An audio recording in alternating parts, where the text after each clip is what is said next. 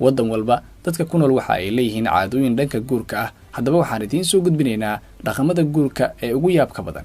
intaanan u gudagelin, haddii aad ku cusub tahay janalka maanta, subscribe dheh si ay kuu soo gaaraan muuqaalada cusub. jasiiradda Greenland, waqooyiga Mareykanka. waxa ay leeyihiin dadka dega baadiyaha jasiiradda Greenland dhaqan la yaab leh. ninka waxa uu sameynayaa habeenka arooska, haweeneyda uu aroosi rabo timaha ayuu ka soo jiidayaa ilaa gurigiisa uu ka keenayo, iyadoo dadka oo dhan ay daawanayaan. Punjab, Hindiya. waxaa ka jira dhaqan ah dhowr nin in ay guursan karaan hal haween. waxba ha la yaabin, waddanka Hindiya dad ku nool waxa ay leeyihiin dhaqan ah in gabadha 5 nin ama ka badan ay guursan karaan kadib marka ay ka heshiiyaan waqtiga ay mid walba u dhaxayso. haddii ay ur qaado oo ay dhasho ilmaha koobaad, waxaa leh ninka da ahaan ugu weyn, kan labaadna waxaa leh midka da ahaan ku xiga, sidaa ayayna ku qaybsanayaan carruurta ay dhasho haweeneydaas.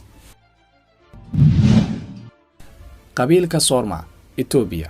waxa ay caan ku yihiin in ay dirooliyaan furuurta ama burshinta hoose ee gabadha kadibna la geliyo caag ama wax wareegsan. gabadha markii ay yar tahay ayaa lagu bilaabayaa in furuurta hoose laga dirooliyo oo caag yar la geliyo, markasta oo ay kortana caag ka weyn ayaa la gelinayaa kii hore.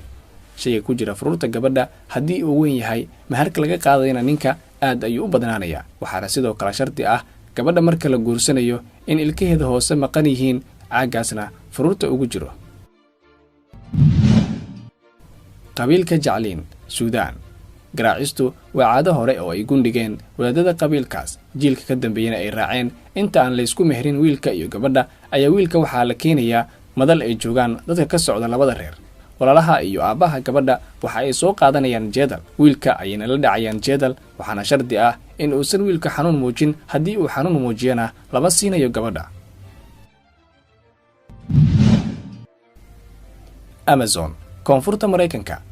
7 habeen ka hor arooska, ninka waxa uu xadayaa digaaga tirada ugu badan ee uu ka heli karo magaalada uu ku nool yahay. kadibna marka uu kariyo waxa uu cunayaa madaxa digaaga, lugaha digaagaasna waxa uu ku kor daadinayaa sariirta gabadha uu rabo in uu arooso.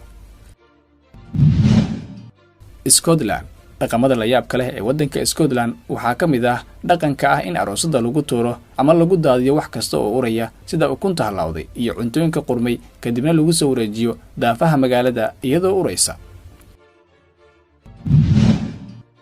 Shiinaha. waxaa ka jira dhaqan la yaab leh, muddo bila ayay ooynaysaa gabadha la aroosayo. xilliga arooska muhiimad gooniyaha ayuu u leeyahay. labada qof ee is aroosaysa bil ka hor inta uusan arooska dhicin ay gabadha oohinta bilaabaysaa. 10 maalin kadibna waxaa ku soo biiraya oohinta gabadha hooyadeed. 10 habeen kadibna ayadeed ayaa ku soo biiraysa. dhammaadka bishana qoyska inta gabar ee u joogta ayaa wada ooynaya, iyagoona ugu hambalyeynaya arooska u soo dhow. Mauritania. inta badan gabdhaha waxa ay jecel yihiin in ay caato ahaadaan marka la aroosayo, laakiin arrintu sida way ka duwan tahay. Mauritania, haweenku waxa ay ku dadaalaan sidii ay ku noqon lahaayeen kuwa aad u cayilan, sababtoo ah gabarba gabarta ay ka cayilan tahay ayay raggu doontaan. marka sidaa ayay ku jecel yihiin haweenka Mauritania in ay noqdaan kuwa aad u cayilan. waad ku mahadsan tahay daawashada muuqaalkan. haddii aad ku cusub tahay janalka maanta, subscribe dheh si ay kuu soo gaaraan muuqaalada cusub. hana hilmaamin in aad booqato janalka kale Maanta Technology.